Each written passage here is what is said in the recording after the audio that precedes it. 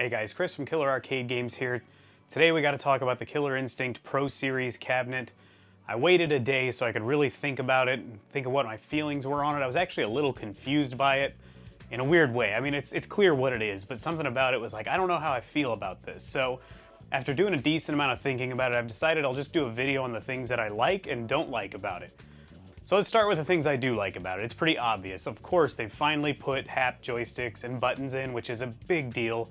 It's something we've always said they should do, and they actually listen, which is really a great feature, I think. It saves you guys the modding trouble. You know, the $40 to $50 button kit, it's already installed. You don't have to mess with it. It's already pre-configured with their hardware, which is great. So a big thank you to Arcade1Up for actually hearing the fans on that one and making it happen. The next thing is obvious too, I think, the 19-inch monitor. It's not quite as big as I'd hoped for, but they may be limited by what manufacturers are actually making. I don't know too many manufacturers that are still making 4x3 or, in this case, 5x4 monitors. Usually everything is widescreen now, so maybe 19 was as big as they could go currently. I was hoping for at least 22 inches would be, I think, a really good compromise from a real cabinet down to a smaller cabinet, but still, it's an upgrade. It makes sense for a Pro Series cabinet, and I'll take it. I honestly hope we start seeing those bigger monitors in their other releases down the line that aren't just Pro Series, but I have a feeling they're going to be, at least for a while, going to be only on the Pro Series cabinets. I'd say the next thing I like about it would be the upgraded speakers. Now, how upgraded they are is a question we really don't know. They may just be slightly larger speakers, but with a game like Killer Instinct, it really needs that extra kick. So they'll probably at least be better than what's in the stock cabinet currently or what's coming in the stock cabinet, and that's always a plus, but is it worth the extra money? And I'm sure you could still add your own custom sound system to it very easily, so again, at least Arcade1Up knows that people may want to do that, and they're making it happen. And finally, I kind of like the no riser idea. It does look a little more streamlined. Even though it looks a little odd to me, I can't quite figure out if I like the look or not.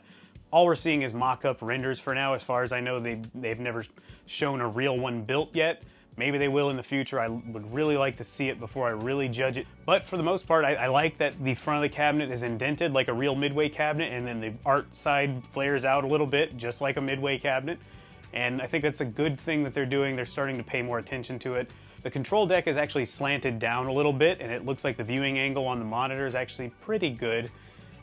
This is a big deal if it's really how it's going to look. I'm a little leery because I swear they kept saying they were going to slant the current Ki-1, and I don't think they did. It doesn't look slanted to me, so, or until we actually see it, I'm going to hold off on judging it too much more or praising them on that.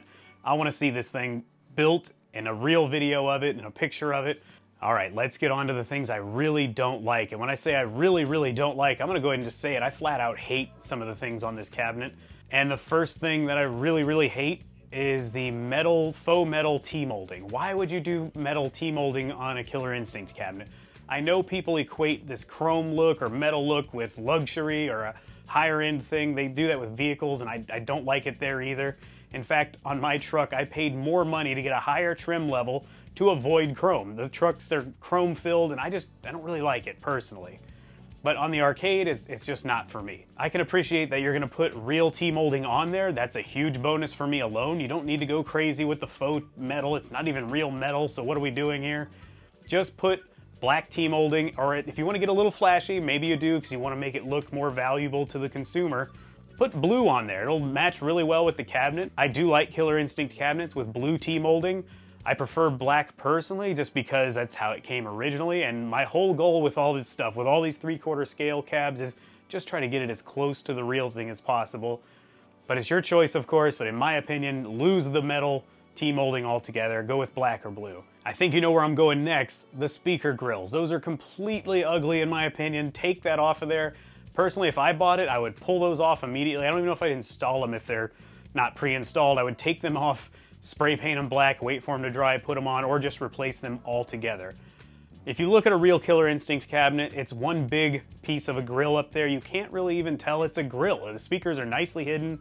I'd prefer that. I understand that's gonna be too expensive probably for you guys to reproduce, but please get rid of the metal, chrome, whatever speaker grills. Those have to go. I really think black is just fine. I don't know, again, maybe it's a thing where you want to put it in people's heads that this is a luxury item and you're getting something special by spending more money, but Not for me. That would actually drive me away from buying the thing. I don't really have too much more to say about this cabinet. I don't like the art too much currently, but it is just a mock-up, so I'm gonna leave it alone. Maybe they can change it in the future. I would like to see a few changes done to this. I wanna see it in person, like I've said, or at least see a video of a real cabinet or a picture of a real cabinet to make more judgments on it.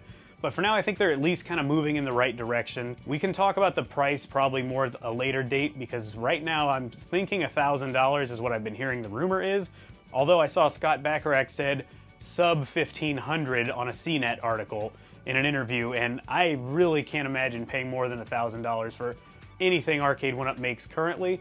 Who knows? Maybe this cabinet's gonna come out and it's gonna really blow me away and I'm gonna think, wow, they nailed it. Once you get over 1,000, you really gotta make sure that thing is well built. And my other fear is, what if the PCB fails inside that Killer Instinct just outside of warranty? You can't buy replacement PCBs. So that's something you really need to keep in mind when you start spending huge amounts of money with Arcade1Up. I've never personally seen a replacement PCB for sale from their website. It always says it's out of stock or notify me.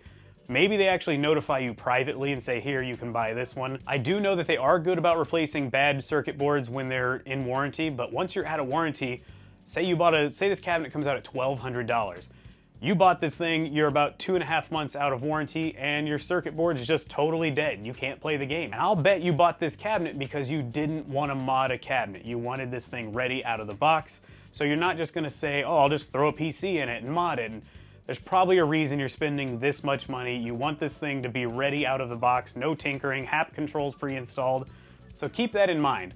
Arcade1Up needs to probably extend the warranty on those, in my personal opinion, to make it worth it. Ultimately, I think this thing's gonna sell really, really well. I'm a little down on it, like I said, but at the same time, I like the direction they're going. And if any cabinet deserves the Pro Edition, it's obviously Killer Instinct. Now I'm saying that probably from a biased standpoint. I love that game, but that game truly has amazing presentation, and I think it needs to be seen in a much higher end box than what comes stock from Arcade1Up. So let me know what you guys think in the comments. Are you excited for this? Do you have any concerns about it? What do you think of the metal T-molding and the metal speaker grills? Maybe you guys love them and I'm the only one who really thinks, what the heck were they thinking? Also, let me know in the comments, what's the maximum you're willing to spend for this cabinet? I'd love to hear what you have to say on that. Maybe I'm out of touch on this. Maybe I'm crazy for thinking $1,000 to $1,500 is way too much. Well, if you enjoyed the video, please give me a thumbs up. Subscribe for more arcade content, and I'll see you guys on the next video. Thanks for watching.